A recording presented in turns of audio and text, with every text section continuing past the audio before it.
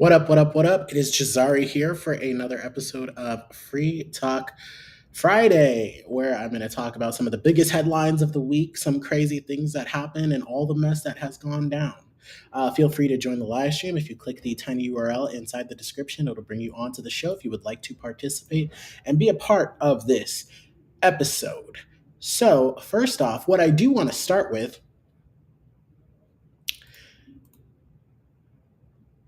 because there has been a lot of news,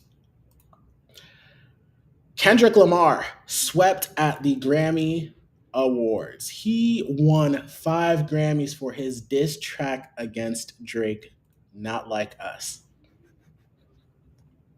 Honestly, I honestly didn't think that this song was going to blow up the way it did. I mean, nobody thinks a diss track is going to blow up the way that it did. But Kendrick Lamar's Not Like Us swept at the Grammys. It won what? One, two, three, four. Did he win seven? I thought it was five. But he won best rap music video, rap performance. Oh, this is on here twice. Okay, okay, okay. Record of the year, song of the year, music video, all of that. Kendrick Lamar swept at the 2025 Grammys. Uh, I listened to the New York Times had an interesting episode this morning talking about how this is the Daily, and they were talking about how this whole thing happened. So the beef that he and Drake had, what spiraled it, like what started it all that kind of stuff. And some of you guys might know that Kendrick and Drake used to be friends. You know, like Kendrick opened up for Drake in his earlier days, and they were featured on a couple songs together. And oh shoot, sorry, whoops, the set is falling apart. But yeah, so Not Like Us ended up blowing up. It went number one. It topped the Billboard charts. Kids were dancing to it at their bar mitzvahs. People were shouting it from the rooftops at clubs all around the world. Not Like Us was a global phenomenon. And that song is a bop. So a lot of people are talking about this.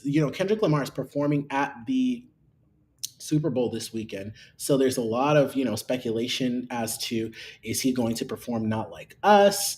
Is that going to be on the set list? People are kind of speculating what he's going to do.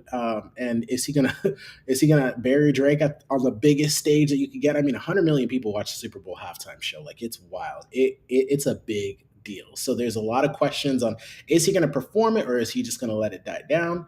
I think he might perform it. Honestly, I think he's going to open up with Humble and then probably close with Not Like Us. Or Not Like Us might be in the middle and Humble might be at the end. I don't know. I don't know. All I do know is that everybody wants to hear that song. Another artist that did phenomenal at the Grammys was Beyonce. So Beyonce won 2 huge awards for country. She won Album of the Year as well as Album of the Year, which is the biggest like Grammy that you can win. Album of the Year. Cowboy Carter was phenomenal. Cowboy Carter was phenomenal. It was a masterpiece. That album reflects on just the history of Black culture with country music, and then she uplifts so many up and coming country artists and some Black country artists that have been in the game that haven't gotten the recognition that they deserved. Were featured on that album. They performed with her at Beyonce Bold on Christmas, which was a stellar performance. A stellar performance. But yeah, I think Cowboy Carter was much deserved. A lot of people keep saying, well, Billie Eilish was snubbed. I think a lot of people are using the term snubbed extremely loosely. Extremely loosely. Everybody who was in that category was talented. Everybody, no one person deserved.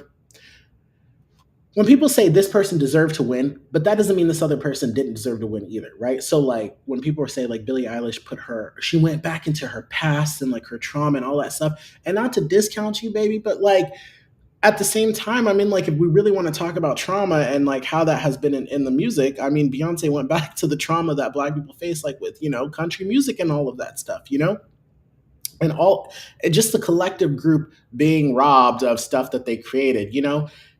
Little history lesson. So the banjo and the fiddle were first used in an ensemble by people who were enslaved. You know what I'm saying? So that created the foundations of what we know as country music. Okay.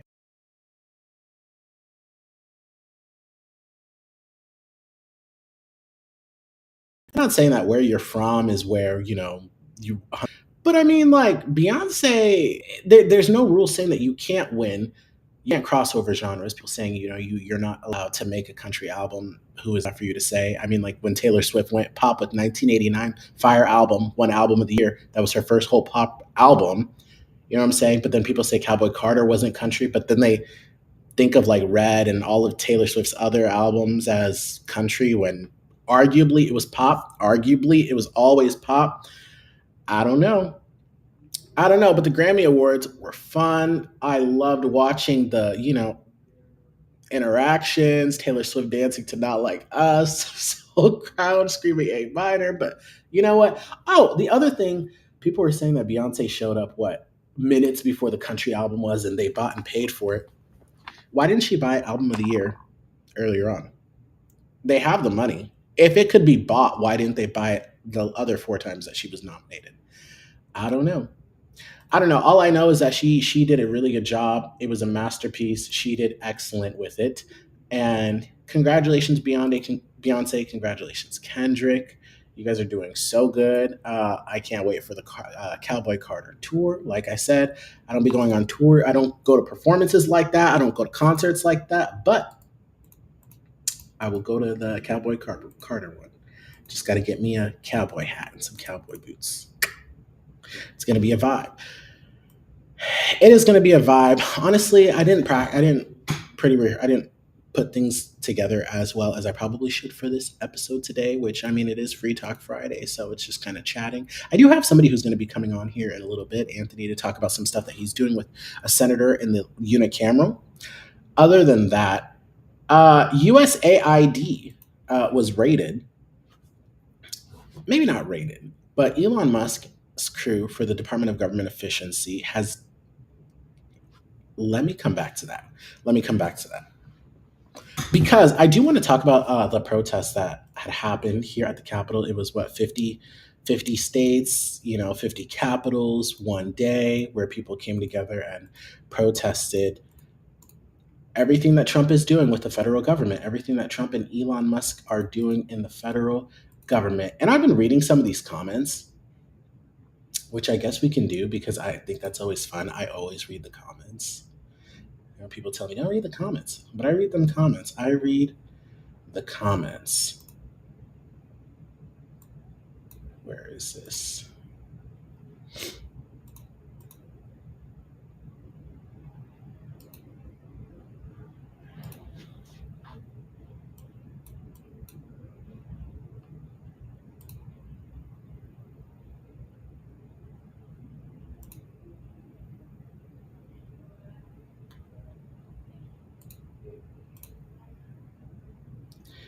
I want to talk about this a little bit. Someone said I heard they're doing facial recognition on all of them. We'll be checking the IRS and I. Oh, what's this? Oh, wait, that is what Dems. I'm sorry, I can't follow along. I don't know what you're trying to say there. Yeah, what a bunch of losers. Wahaha. Too bad they wasted so much time at college and now don't have a job. Wild. Anti-American fuck. Whoa. Listen, Sarah, it was nice meeting you too. Uh, so I remember there was a comment and somebody was like, "Oh, Trump is your president now. Deal with it. That's how democracy works." But PJ is a waste of energy. Okay. What was the comment? I'm trying to find this comment because there was a comment that I really could have done a whole bit about.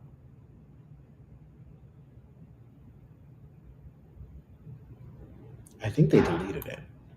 That's another thing. A lot of people comment and then delete.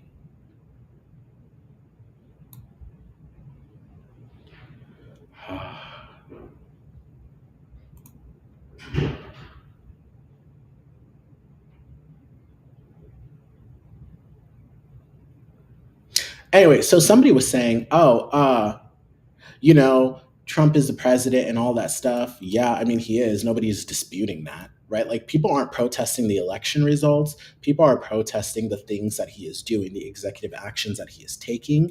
And the fact that Elon Musk is out here doing whatever he feels like doing on any given day that he feels like doing it, with no Senate confirmation at the very minimal. I don't even know if he has security clearance. But either way, this is what the protest was about. A lot of it was just kind of uh, people.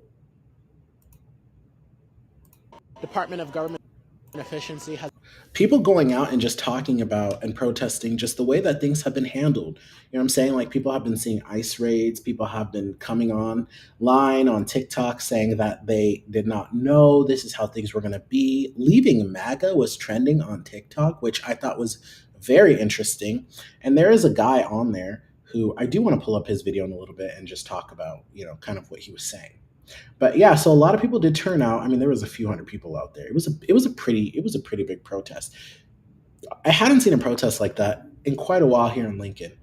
Um, I went across and talked to some people.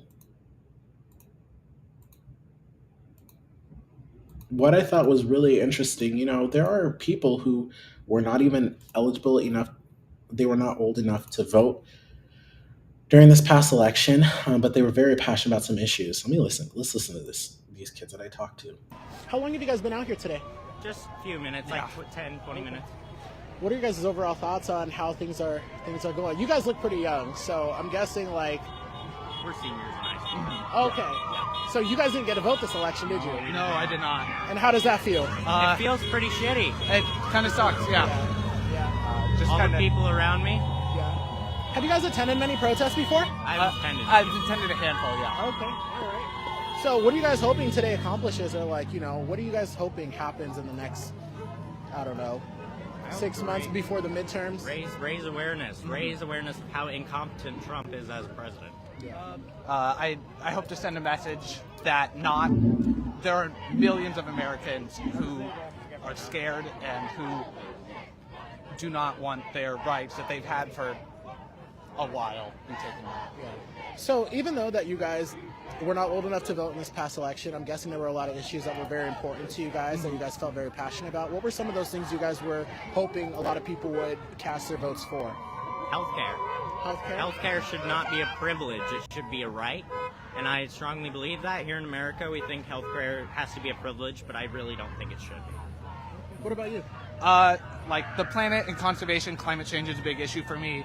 And I wish more people took into consideration the effects that corporations and giving these billionaires so many leniencies that Donald Trump is doing, how it could be detrimental to our planet in the long run. What do you think of him pulling us out of the Paris Climate Accords and also kind of just putting a damper and throttle on environmental protections for one, but also the push to move toward greener energy? You know what I mean? Trump has said many a time that he's for the 1950s, 1960s version of American automobiles and things versus the modern electric e-vehicles and stuff like that.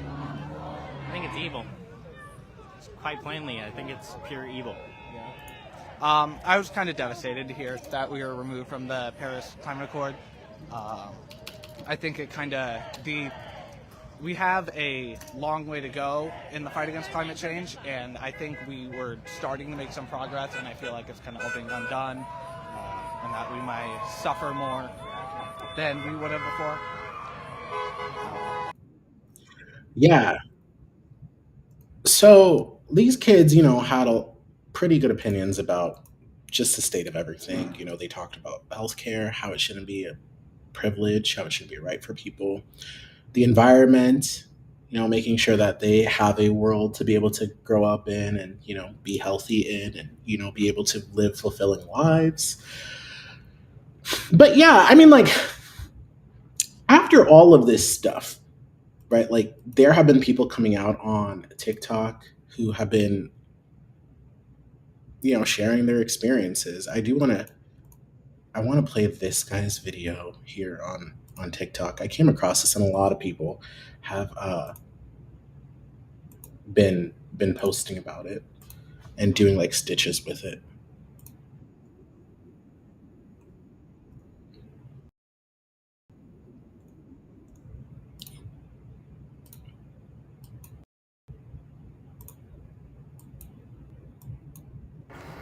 All I can say, I was a dumbass, voted for Trump only because of my belief. People around me encouraged it. I can think for myself, yes. But I felt at the time that was the better choice. Now I'm looking at it with everything going on. It was the worst decision I ever made. I wanted not to vote. But people said you won't be able to have a say in anything if you don't vote. I totally regret this. I shouldn't have voted at all. Hold on, let me see if he has more, because I feel like there was more, you know?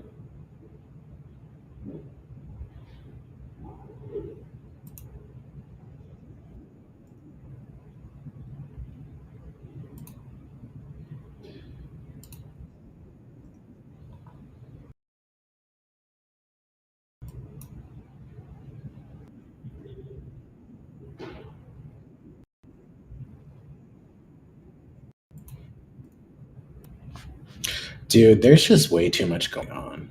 There's just too much going on. You know, I'm sure you guys had seen that Trump talked about the US taking over the Gaza Strip and owning it and developing it. Okay, we do have a guest joining us in like 10 minutes. So there has been just a lot of talk about what Trump was saying, you know, as far as what does it mean that the US is going to take over Gaza and own it and develop it. And I thought the most striking thing was how, I mean, Netanyahu was just sitting there smiling at that press conference. And I was waiting for a journalist in the room to bring it up and be like, hey, like, you keep talking about it's a demolition site. However, the person responsible for said demolition site is here in the room with us. So, I mean, like, what is your, like, what do you make of that? You know what I mean? Like, what do you make about everything that went on and the person responsible for it sitting in the room? But of course, nobody asked that question, which I was really hoping that they would.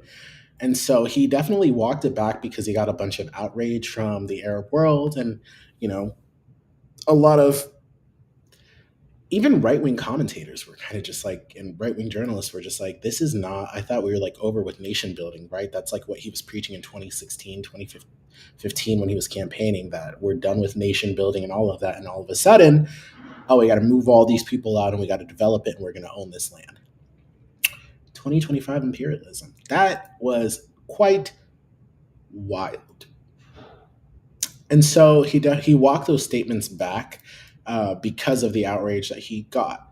And now it's kind of in limbo. You know, it's kind of in limbo. And CNN did a piece where they spoke with people who voted for him because, or voted third party because of everything that was going on under Biden-Harris, the Biden-Harris administration. Let me see if I can find the video. 1 second.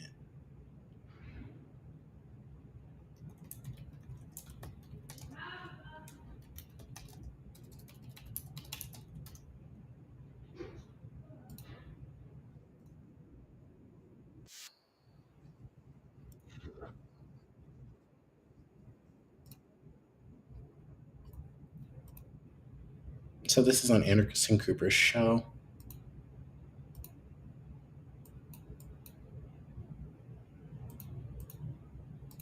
At the top of the program, we laid out the administration's rewriting of what the president said last night about taking over Gaza and remaking it as a Riviera of the Middle East, his words. Regardless of what the people around him say he said it all on camera, and millions of people saw it, including Arab Americans, many of whom voted for him. More from CNN's Jason Carroll now in Dearborn, Michigan.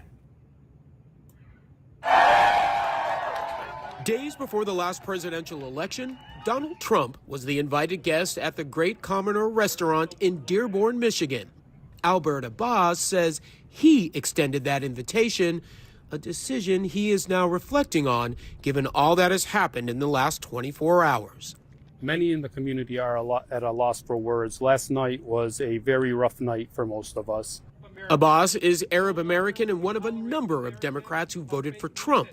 Abbas says he hoped Trump would do more than President Joe Biden did to help Palestinians suffering in Gaza. The U.S. will take over the Gaza Strip. But after Trump said Palestinians should leave Gaza so it can be redeveloped, Abbas says not only does he feel betrayed, he's hearing from a number of people angered over his past support of Trump. People were really, really frustrated. And I don't think there's anyone to blame. At the end of the day, as Arab Americans or Muslims, we really didn't have much of a choice. Dearborn, a Detroit suburb, is home to the largest Arab American population. He doesn't think that there is anyone to blame for that. I will say a lot of people complain that people are blaming third-party voters for the outcome of the election, and the common rebuttal is if you add up all of the third-party votes, it wouldn't have made a difference. However, we have seen that the collapse of youth turnout probably stemmed a lot from what was going on on the Gaza Strip with the Israel versus Hamas war. A lot of people got online on their platforms, on their TikToks, trash Kamala Harris. I think it was like a trendy thing to do because people were cosplaying as her, acting like pretty much trying to make her into a caricature, right? And dissuade people from voting for her. That was like a trendy thing. People were getting online and making these weird videos of themselves pretty much mocking her. And so that also has to be taken into account, how a lot of people were dissuaded from going out to the polls. And so when the argument comes up that, you know, all these third-party votes wouldn't have made a difference or moved the needle, however, I mean, it also dissuades people from showing up and voting for her. I said this about the 2020 election, when people talked about how Trump had so many people at his rallies and Biden didn't really have that many people. It was COVID and there was a lot going on, right? However, when Trump would get out and say a bunch of things that were just off the handle, like, you were kind of campaigning for the other guy too, you know what I mean? Because a lot of people would like hear your rallies and see all these things and be like, I'm just going to vote for the other guy because this is like way too much for me. And so I think that should not be discounted with all of this. In the United States, a community which helped Trump carry the critical swing state. He won 42% of the vote in Dearborn versus Vice President Harris with 36% and Jill Stein with 18%. In 2020, Biden handily carried the city with 69%. Faye Nimmer voted for Trump in 2024 out of frustration over the previous administration's support of Israel. Now, she is troubled by the president's proposal to move Palestinians out of Gaza. I mean, it's very concerning and it's infuriating. Personal feelings, you're infuriated, but standing by your decision for now to have voted for Trump. Correct. And what would move that needle for you to say, you know what, I made a mistake? Palestine is the red line for this community. Nimmer says she suspects Trump is bluffing and is using his proposal as some sort of negotiating tactic. That's the same sentiment shared by Amar Zar. First, this is clearly not going to happen, right? And real estate broker Ali Alfarajala. A lot of people are calling me and texting me saying, hey, you know, how did your vote work out? You know, how was that third party vote? Both were so-called protest voters. Neither supported Trump or Harris. Are there any sort of second thoughts now about having supported a third-party candidate? Absolutely not. And I'll still do it again and again and again. I didn't vote for Trump. So a protest vote, I don't know. I would say it was a targeted vote of conscience to say that the children of Gaza have to mean something. Their death has to mean something. Okay, not to discount what he's talking about and what has happened to people on the Gaza Strip. However, foreign policy arguably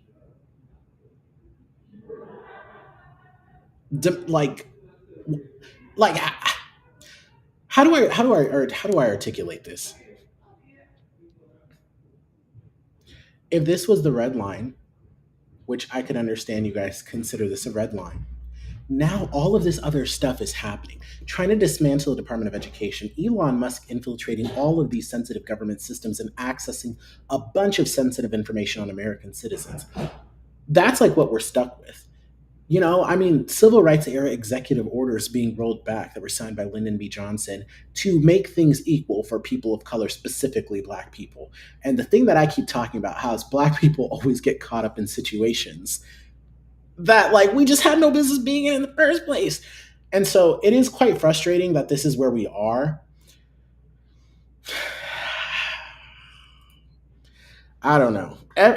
Honestly, it's been hard to be able to come on here on camera and like go through the news of the day. That's why like we're also like going through like internal things, and so it's kind of hard to like gather all the news and everything that has been going on and things that he said and all the clips and all the tweets and all the posts and all the executive orders and be able to come on here and talk about it. It's just like not enough time in the world for one person. Like I feel overwhelmed by all of this, as do a lot of other people. We'll circle back on that, but we do have a guest that is joining us. This is Anthony, who has been on the show. Sorry about that. No, you are good. Hey, thank you so much for joining. How are you doing? I'm well. Sorry, I was like just blasting Radiohead. Actually, no, the Smile, which is Tom York, the lead singer of Radiohead's kind of side project, and amazing music. But just enjoying Friday, making some dinner, having some friends coming over, getting ready for Benson First Friday and whatnot. Okay. And yeah, just maintaining. It's always really good to be with you, Jazari. And I hear you. It's a lot right now. But what I've been saying to people, this is the point, right? Is to try to kind of like bombard us with everything and anything coming at us from all different directions. And that's the goal, is to get us, so riled up and so reactive that we don't get strategic, we burn out and whatnot. And I would just remind your amazing listeners that, like, look, we're not the only ones who are thinking about these things, whether it's draconian or unconstitutional executive actions. I want people to understand that the birthright citizenship attempt, to kind of use the president's office to overturn the 14th Amendment of the United States Constitution, that was blocked almost immediately. It took like 2 days for a judge to delay it.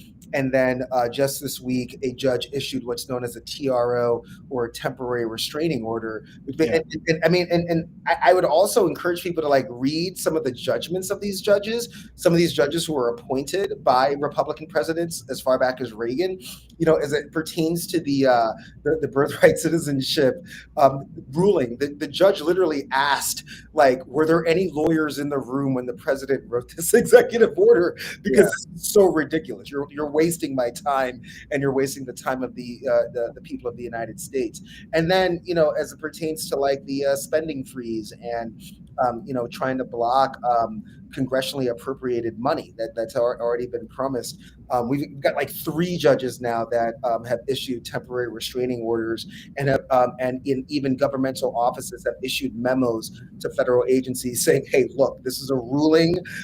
You have to follow this ruling, or you yourself could be at risk for prosecution, because this is a court order, and if you disobey a court order, you are putting yourself at risk. So what's really happening now is we're seeing like and finally, what I would say, sorry, is that asinine attempt to try to get people to quit their jobs in federal government to take some payout, by the way, isn't even guaranteed, because our government is only funded for another month, right? And then Congress has to come back and try and come to a deal to fund our government, and they can't do what's known as another continuing resolution, which is essentially kicking the can, down the road. Because if you don't have a budget this time, right? There's been 3 CRs. You don't have a budget this time, there will be across the board automatic cuts, right? And nobody wants that. So systems are working. I know a lot of people are not believing in systems, and I see that. I think that's what's warrant. But don't freak out. It's better to be strategic than to be reactive. I'll let you know. You and I are both ardent supporters of the LGBTQIA community. I asked our friends Brianna Full and Kimmer Snipes based on that ridiculous executive order that Trump signed, with all the little girls around him, which is kind of gross, in itself. But ask our, two of our school board members, are you going to issue a statement essentially telling schools that they cannot follow this executive order because it's unconstitutional pursuant to Title IX? And Title IX literally says you cannot discriminate based on gender or gender identity. So just like OPS, or Omaha Public Schools, issued sort of like some plan about what would happen with the draconian immigration executive orders, I'm hoping that we can see the same from all of our school boards across the state to do the same, because the bottom line is the law is the law. And as I've been saying, and I said it to you, Jazari, I wish that our lawmakers would stop spending 60% of their time trying to hurt less than 1% of the population and less than 1% of their time trying to help the challenges being faced by over 60% of the population. And that's where we are.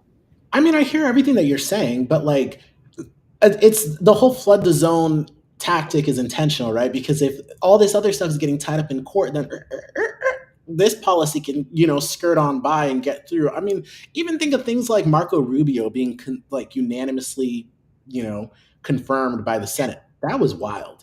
And so now you have a lot of Democrats saying, okay, well, now I'm not just going to vote for anything, and they're going to stand up. I was watching Maxwell Frost's TikTok of them outside of the, the Department of Education. Yep. And they were locked out and they couldn't get in. But the thing is, I wouldn't say that I'm freaking out, because I knew this was going to happen, right? It's just, once it actually happens and you're overwhelmed and everything like that, it's kind of just like, oh my goodness. But the systems are only going to hold for so long. I don't think that, we are living in a late stage capitalistic society, which hasn't been done before. And so we're in a situation where it's kind of just the whole Department of Government Efficiency. And I was thinking about this earlier. What is the ultimate end game of this, right? They keep going in and saying, oh, all of this is being spent here and all this is being spent there. And I'm just going to come out and say it's complete bullshit that people are saying, oh, $10 million was spent in this African country to promote LGBTQ ideology. I mean, have you been to African countries? They're extremely conservative. That will not fly.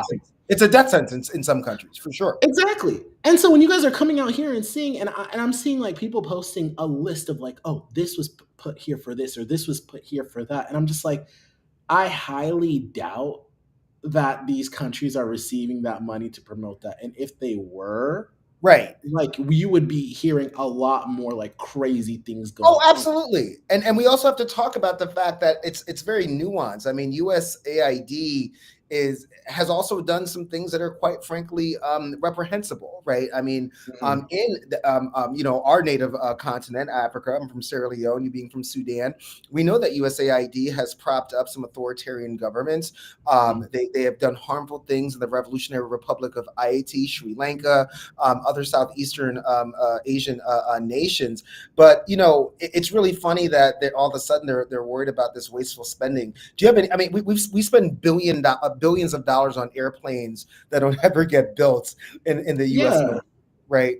And that's not a problem. But some sort of arts program, and arts is a very, very good thing to do in developing nations for young people. You and I both know the power that arts have in development and economic development, quite frankly. And it's really funny that we had no problem when we spent gargantuan amount of money to rebuild Europe after World War II through the Marshall Plan for white Europeans. But the moment that United States money is being spent on non-white populations, it becomes a major issue, all of a sudden, right? You were also talking about, the rebuilding of Gaza. Of course, the United States is culpable and needs to fork over some money. Those are our bombs that did that to that strip of land and to those people. And why is it any different for Gazans than it was for Europeans when our bombs, or United States bombs, not you and our bombs, but United States bombs, the country's bombs, yeah. Right, the bombs of our country did the same thing in Europe, and it was the right thing to fork over some coin to rebuild that. So I hear you. I mean, but again, everyone's just got to. Same thing with Japan, right? Yes. Oh my goodness, right? We nuked them, literally, right? Right, and then built factories there funded these factories to build the products that we then bought from them to like help stimulate their economy and like bring them back. Like this is this whole situation. It's wild. I mean, but I mean, the other thing is that though, I mean, look, we saw this, right? I mean, even like I would say probably one of the more accurate and genuine things that the Democrat Party was running on was this admonishment about Project 2025. We knew this, right? Like there's nothing to be shocked about. I mean, I know a lot of people are talking about this idea of a shock doctrine, and there are elements of the shock doctrine that are happening now. But I say, what are you shocked about? This is really the doctrine of the status quo. We knew this was coming.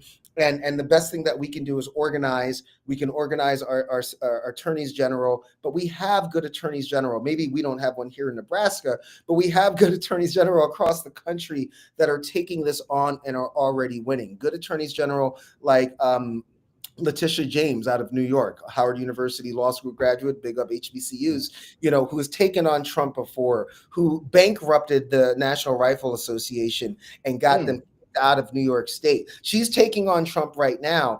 And a lot of this work is going to be, unfortunately, in the courts. The courts are going to be doing a lot of legislating. But the issue is that the courts move so slow.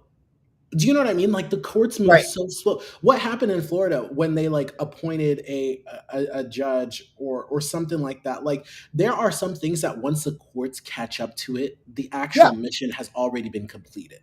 Yeah, no, you're right. I mean, look, again, in the context of the government funding freezes, the attempt to essentially like eviscerate the federal agencies with employees, and of course the birthright citizenship thing, the courts acted pretty quickly, right? And the courts will act quickly if they do believe like this is a matter of life or death. This is, and bottom line right now, yes, we have a constitutional crisis. We have a constitutional crisis, but that's really, it's almost like a good thing because like we need to know where we stand so we know how to organize and we know how to respond. We cannot respond to Trump in 2024 the same way that we did in 2016 because that didn't work, right? Clearly, we got a little bit of 4 years of, some people would say, some relief, some respite, but I would disagree with that. I don't think, I mean, Joe Biden brought a lot of respite. I mean, props to Biden for navigating us out of a global pandemic that was killing a lot of people who look like you and I and our indigenous comrades and whatnot. That's probably all I'll give Biden like credit for, though. So it's not, we can't do the same thing. We cannot have resistance 2.0, but we also can't freak out. And I agree. I'm not saying that we should have full faith in U.S. systems, which were never built for you and I, Jazari. They were never built for LGBTQIA people. They certainly weren't built for indigenous people. They weren't built for poor and working class people. At the same time, though, we have to find out when and how we can use those systems. And when we can't use those systems, then we'll come up with other stuff. I also want to share what I was talking about with Doge too. A lot of people are like praising Elon Musk, like, oh, you're uncovering this and you're uncovering that. Has anybody asked Elon Musk what the end game is? Sure. Like, okay, so you want to eliminate all of this money and then what? Well, do you know what this is for, Jazari? Okay, let's. I know. Right. Let's let your listeners know what's happening here. Trump's 2017 tax cuts are expiring. He wants to get more money for the billionaire class and has to find a way to offset, these tax cuts for people who, quite frankly, have not been paying as much as they should be. I mean, let's not forget when the last highest tax rate that we had was under a Republican president, Dwight D. Eisenhower, where people like Elon Musk would be paying 85% in taxes. They are trying to find anything and everything that they can cut to rationalize tax cuts for the wealthy. Exactly. And so when you try to tell people that, like, hey, did they ever say we're doing this tax cut so that your taxes can go down or we can pay down the federal debt? They've never said anything like that. So when people are celebrating them cutting and gutting these different institutions and funding, nowhere in there have they said, oh, I'm doing this because I want to lower the price of eggs and toilet paper for you. Right, exactly. And let's talk about like one agency that no one is talking about cutting funding for, the Pentagon. Okay, our country is spending 10 times more than the next 6 countries combined. And that includes the People's Republic of China, which has a very, very advanced military, but like really has no interest in going to war with us. And so no one wants to talk about, cutting the Pentagon, whether it's my congressman, Don Bacon, who of course is a brigadier general. We respect him for his service, and that's about it. But like, it's like you're talking about cutting Medicaid and Social Security. So here's my thing, Zari. I mean, you're young enough. Well, I hope I'm not too old and I'm not aging myself, but I'm sure you've seen the original Lion King, the first one that was. Yeah. Do you remember at the end of the movie when the hyenas realized that Scar sold them out and then they kill Scar? Like that moment is coming for MAGA. Like Trump is going to be Scar and the hyenas are going to be Trump supporters, and we have to have a place for them, right? And they're going to realize soon. I mean, you've already seen with these government cuts, it's been Republican governors, Republican members of Congress, Republican senators saying, yo, what are you doing? Because Medicaid, Medicare, it's not a left or right thing or conservative liberal thing. United Statesians like Medicaid and they like Medicare and they like Social Security because it's an entitlement. Exactly. After you've like paid into it, right? So people working 40, 50 years and then paying into the system, and then all of a sudden a billionaire from South Africa can be just like, ow. A white billionaire from South Africa who doesn't have a great track record of, really providing for poor and working class people. So I'll say this again. I myself have let go, and some friends of mine were coming on your show in about 2 weeks. We won't talk about it today, but we're getting rid of the left, right, binary, the conservative, liberal. This is class warfare. Remember the brother that you had on when I was in Colombia, the brother farmer who was like kind of, and like how we were all agreeing with each other. Like I forget his name. I think it was Blair or something like that. Blake. He was amazing, and I've been in touch with him since. Look, that's what people want right now. We have proven that in Nebraska. We passed paid family medical leave by 75%. That wasn't just all Democrats and blue people voting for that. We passed medical marijuana, and we collectively came together and said, no, later for school choice, we are not going to let you gut our public school system to fund private schools. That was a coalition of Nebraskans from as far west as Scotts Bluff and Chadron, and as far east as Omaha, and all in between Lincoln and Grand Island. And that's where we are right now. We have to stop talking about Democrat, Republican, class warfare. If you are poor and working class, it's time to come together, y'all, because the veil has been lifted. The veil has been lifted, and they are coming for your entitlements, not your benefits. You are entitled to Medicaid. You are entitled to Medicare. You are entitled to Social Security because, as you said, Jazari, you paid into it, and they are coming to take it so that people like Elon Musk can get rich. I think you can go buy a new super yacht or a new jet. Exactly. And then we have to pay for when that super yacht crashes and spills a bunch of oils into our lands and waters. Right. And I tell people, like, this is the sad thing about this all. Like, a lot of people say, he gets us, he understands what we go through. Let me tell you something about these people. These people like high rises on Billionaires Row in Manhattan. These people like parking their super yachts on the Amalfi Coast and going swimming and going to the race car track in Monaco, right? Like these people like going to Champs-Élysées in France and going shopping at Louis Vuitton and Dior, Cartier, but they're past that. They go to Van Cleef Arpels. Like these are those people. Oh yeah, you know what I mean? Like you get fried chicken shipped to them from another city for lunch. Right, like these are people who like to buy Falcon jets. Sorry, I want to impress upon your viewers. This is a book that everyone has to read. It's called Masters of the Universe: The Obscene Wealth of the Ruling Class, What They Do with Their Money, and Why You Should Hate Them Even More. And I mean, this book, it's a very quick and good read by my dear friend Rob Larson. And when you just read the chapter entitled "The Lifestyle," okay. I just want to try to find an excerpt because I underline everything. He refers to it as conspicuous consumption, the concept that expensive goods and services are consumed partially just to impress peers and, of course, people of lesser means, which is us, to get us to all believe that, oh, we just have to work harder and then we can do that. I mean, here we go. High-end menswear from Stefano Ricci flies its tailors to clients around the world to make custom suits. Each suit costs between 10 and 20 grand, and customers are expected to purchase at least 5 for the tailor to make the trip. This is like the lifestyle that they want you and I to fund, and you and I to accommodate. So I don't care if you voted for Trump.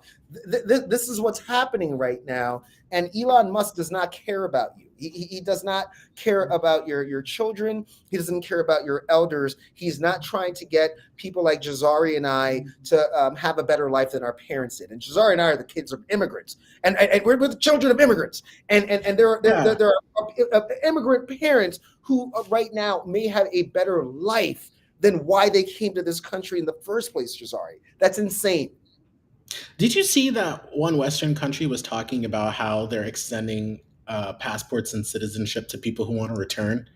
Oh, yeah. What was that? I mean, Ghana? Colombia, where, I visit a lot. I mean, Gustavo Petro, of course, turned a plane around because he didn't like how his repatriates were being treated and offered his own personal presidential plane, because that's the type of man that Presidente Petro is. But you've got Ghana now saying, hey, Black Americans, if you want to come to Ghana, like, I don't know how the Ghanaians feel about that, but like, we don't want to replicate like a colonization of Liberia or anything. But yeah, I also do want to say, like, a lot of people say, like, Elon Musk isn't getting paid and stuff like that. You got to understand, like, once you accumulate that kind of wealth, like, money is no longer a motivator. Wait. Like, I'm sorry. He is getting paid.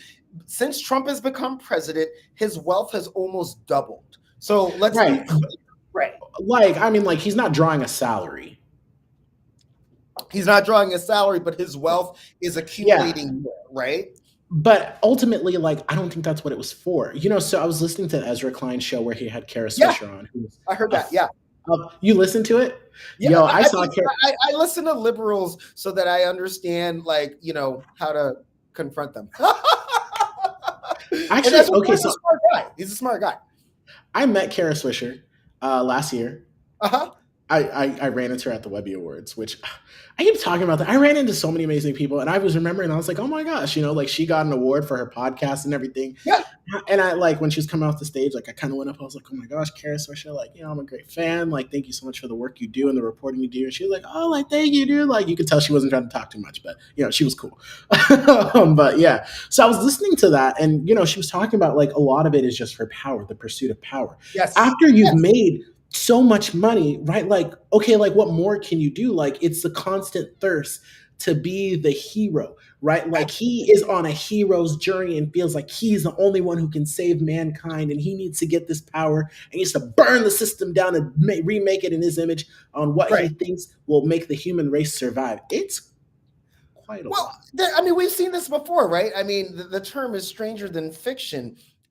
Like Elon Musk is literally a Bond villain. Right, like some Bond villain who was successful and got it in their mind that they have to recreate society, and we have to send a patriarchal, semi-alcoholic British agent to take them out. Because I mean that's exactly. I mean, think of all the Bond movies. Like, all the villains are like, Spectre and like Goldfinger and whatnot. These are just like rich people who lose their minds and think that they are the ones that have the answer. Look at Moonraker, where it's like, hey, I want to go into space, and so the best way to do that is to, like, poison the earth. So and the thing too is that, like, I posted this, I'm like, where's the hero? I mean, like, I just got done watching the first season of The Night Agent on Netflix, and there's always like this undercover hero that works, and the stuff, because when I started to see, like, oh, there was some resistance and they ended up, like, just getting forced, they ended up retiring and saying forget it or resigning, and I'm just like, that's it. Well, we did have one of those heroes, brother. And his name is Edward Snowden, brother. Edward Snowden. Okay, Edward Snowden, I'm not necessarily, I know some viewers are going to disagree with him being a hero, but Edward Snowden was an ultimate whistleblower for exposing what our government is doing to its citizens. I would say my only disagreement with Edward Snowden is, I don't know about fleeing like the PRC in Russia. That probably didn't help his image. But what he did, yes, it was against the law. But what Edward Snowden saw was basically, this is what's going on. And another one, and I'm not necessarily saying he's a hero. I believe in a diversity of tactics, but I don't want to get you in trouble. Luigi Mangione. Why have you asked yourself why we have not seen any stories recently about Luigi Mangione? Because the public loved him, or so loved him. Left and right. Speaking of that binary, it wasn't just leftists that were praising Mangione, not necessarily for what he did, but for the discussion that he engendered through the act about a corrupt and disgusting and extractive health insurance, not health care, by the way, health insurance scheme. Okay, that is killing people and denying people the care that they need when they need it. Wild. So I interviewed some students at the protest that took place, and some of those kids were talking about like his number one issue was climate, and the other one's number one issue was healthcare. And they were high school students, not eligible to vote, but still had a lot of issues that they felt passionate about. And I think that's like the worst thing, knowing that like you are very aware of everything that is going on. You've done research. You want to go out. All you can do is really protest and try to like educate people, because you yourself cannot actually cast a vote. However, that work does do a lot of work with like educating people. Absolutely. Absolutely. I found a lot of young people who, do a lot of research and talk to their parents and like, are able to tell their parents like, look, like I've looked into this and stuff like that. People are more apt to listen to their kids than they would a stranger. Right. But like, right, of course, I hope so. Yeah. And so, I think that young people right now are blowing my mind. We saw young people disrupt the DNC convening for all of the candidates who are running for DNC chair. Big props to Sunrise Movement and other young people who are disrupting it. It's something that I think that especially our elders in North Omaha need to hear, right? And it's look, I mean, I'm Jewish, as you know. We have a saying in Judaism, which is the old shall become new and the new shall become holy. And it's not that like we're ageist. You come from an African tradition. We treat our elders like gold. Okay, we treat our elders like gold. That's African. But at the same time, young people are not waiting for some baton to be passed to them. They're taking it, and they're not asking for permission to lead. They are leading, and we have to not make space for that, but understand that space is going to be occupied, and we can either get with the program or get left behind. And I'm just saying that, like, yes, respect our elders, but I'm not going to respect an elder just because they're an elder. Bill Cosby's an elder. Right? Like, I'm just going to respect Bill Cosby. But that said, is that it is time to start listening to young people. We are renting the planet from, I'm a little older than you. We're probably a lot older than you. But we're renting the planet from you, Jazari. You are renting the planet from high school students. High school students are renting the planet from elementary students. Elementary students are renting the planet from people in pre-K and kindergarten. They have every right. I absolutely think that 16-year-olds, there's a great program in Newark, New Jersey, where 16-year-olds are allowed to vote for their school board members. Yeah. That's it. Yes, sir. Yes, sir. And I guess that's executed at the state level, right? But federal elections at the city level, and that makes total sense to me. Wow. Why should a 16-year-old have a say in who is setting the agenda for their learning environment? Right. So I'm really, and I love the work that you do with young people. I'm proud of you, and I appreciate you for doing that. We have to keep that up. I'm meeting with an amazing, two amazing young sisters next week, Michaela Atkins being one of them, rising star, learning how to go to city council and get more young people involved. And I would say, like, of all the things that I do with my work, that's my favorite. That is just like my favorite thing, indoctrinating young people to take over now. Don't wait. We got climate change, we got anti-trans, anti-LGBTQIA. Your economy is being raided from you right now. Your water, your air. We've got young people already, Jazari. I'm sure you've heard this too. 16, 18-year-olds saying, no, I'm not going to have children because of like what the world looks like. That's horrible. That is such a horrible thing. I mean, if that is your choice, of course, I'm not going to shame people into having kids, but that should be a choice that you make because that's a personal choice, not because of things that are influencing that personal choice based on what they see happening in the world right now. That is so terrible, and it breaks my heart. It's crazy. It is crazy. Well, what else you got going on? You told me. Okay, yeah, no, because I got one more thing, and then I got to go finish dinner. Chicken parm tonight. I would save some for you, but I'm not going to see you for like 2 weeks. But I'll cook when next time you come to Omaha. Let me know. I will cook for you, and you will love it. But I'm really happy. We've got a very important piece of legislation that was introduced by a Lincoln-based Senator Dungin. Great guy, young himself, only 36. I finally got to speak with the senator earlier this week. He introduced what I would say is probably one of the most important pieces of legislation in a generation in Nebraska. It's a legislative resolution, 22CA, a proposed constitutional amendment. And I will just read it to you because I think that it warrants just like verbatim. So, at the general election in November 2026, the following proposed amendment to the Constitution of Nebraska shall be submitted to the electors, that's us, of the state of Nebraska for approval or rejection, to add Section 32, Article 1 to our state constitution. Quote, all people have a right to a clean and healthy environment, including pure water, clean air, healthy soils, balanced ecosystems, a safe climate, and diverse and abundant native flora and fauna, and to the preservation of the natural, cultural, scenic, recreational, and healthful qualities of the environment. The state and each subdivision thereof shall serve as a trustee of the natural resources of Nebraska and shall conserve, protect, and maintain such resources for the benefit of all the people, including present and future generations. The rights and obligations in this section shall be self-executing. Oh, that's so exciting just to read it. So the hearing for this will be February 20th in Lincoln. I really hope you will be there. We are going to flood it with young people, indigenous people, rural people, urban people, black, brown, everyone in between. To get this passed, I worked on getting it passed in New York State.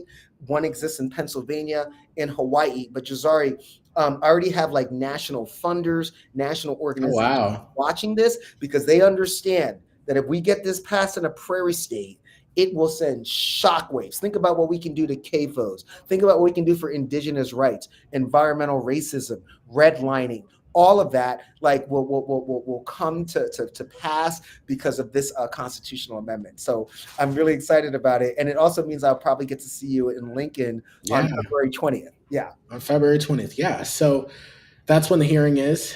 Yes, sir. What do you think of the probability of it getting voted out of committee? No. There's no chance in hell, probably. That's fine, though, because we are laying the groundwork right now for us to get it on the ballot in 2026. It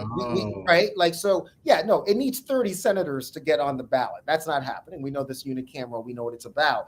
But if we start educating people now, and we're going to get the investment from local, state, national foundations and organizations, and also like-minded people, we'll get it on the ballot, just like we're going to get reproductive justice on the ballot in 2026, just like we passed paid family medical leave, medical marijuana, and repealing school choice.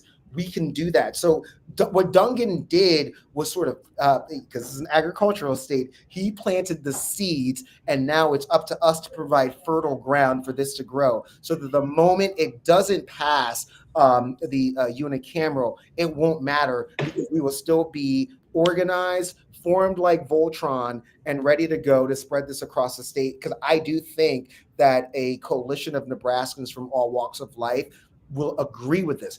Last thing I'll say, look, Nebraska and New York aren't extremely different, Jazari. I know you're going to think I'm crazy by saying that, but think about it for a second. You've got your urban center in New York City. Okay, yeah, it's got like 8-10 million people. New York State is about 22 million people.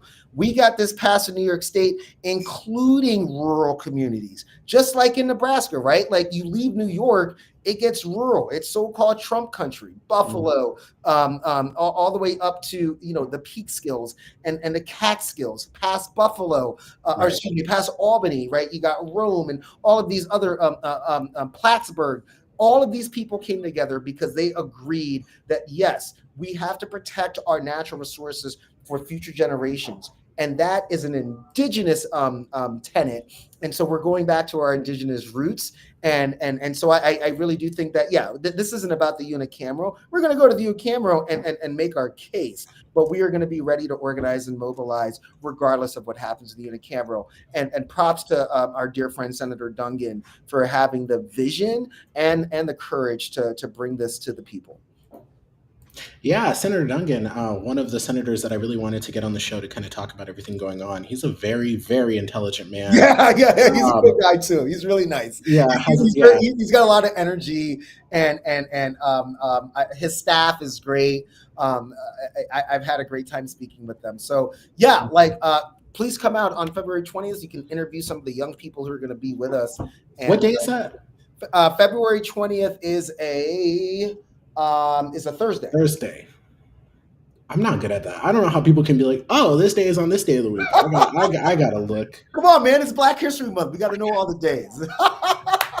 But I mean, like, you could be like, oh, October 8th, and some be like, oh, that's on a Tuesday. Like, right. I don't know how people do that. I just have a calendar in front of me. I'm not that intelligent. Okay. Well, that's what Einstein said. Einstein used to say, why would I memorize anybody's phone number when there's a phone book? So, it's the same thing. Yeah. So, yeah. For sure. Hey, man, super pleasure Thank to be you with so much.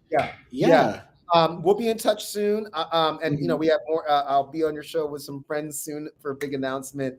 But keep doing what you're doing. Mm-hmm. You're really crushing it, and I appreciate the work. I hope it's helpful. Sometimes I'm just like, damn, I feel like I got to be doing way more. We don't have to be doing way more, but this is great. Keep it up. It's gonna grow. Like I told you on the phone, it's gonna grow. Keep it up. Have fun, and the money will come. That's what my base teacher used to say to me.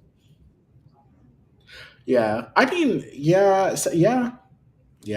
I mean, I make no money off of this. Right. I mean, like, what? Like, my Facebook page had like over 700,000 like reach, and Zuckerberg paid me There you zero. go. But I mean, Joe Rogan not a didn't damn start getting thing. paid until he had a vision like you did and kept with it, and now he's very paid. So keep it up. Keep it up. Keep with it. I appreciate it. Thank you so much for joining, Anthony. Have We'll a be good in weekend. touch. Stay safe and warm, brother. You as well. Bye. Thank you. Bye. Yeah. Yes. That was Anthony. He's going to be coming on the show with some other folks here in a couple of weeks. So make sure that you are following along and you can stay tuned in for that. Let me know in your comments below what you think about all of this Department of Government Efficiency. I mean, this is getting way, way out there than what people anticipated what it was going to be. And so there's a lot of concern on the things that Elon Musk is doing, And the thing, too, it's that, like, in that podcast, the New York Times that I was listening to, the concern is, like, this man has unlimited money. You know what I mean? Like, he has $400 and some billion.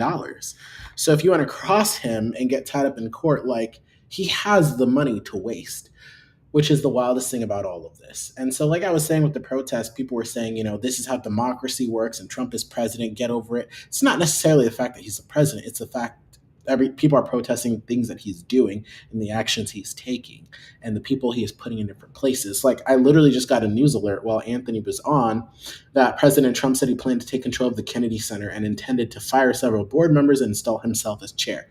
For what? I don't know. But I got to run. This was Free Talk Friday. Thank you so much for joining. I appreciate it. Be sure to give it a thumbs up and a like and share to keep the conversation going. I appreciate all of you guys, and thank you for the constant support and always tuning in. And I will see you in the next one. Peace.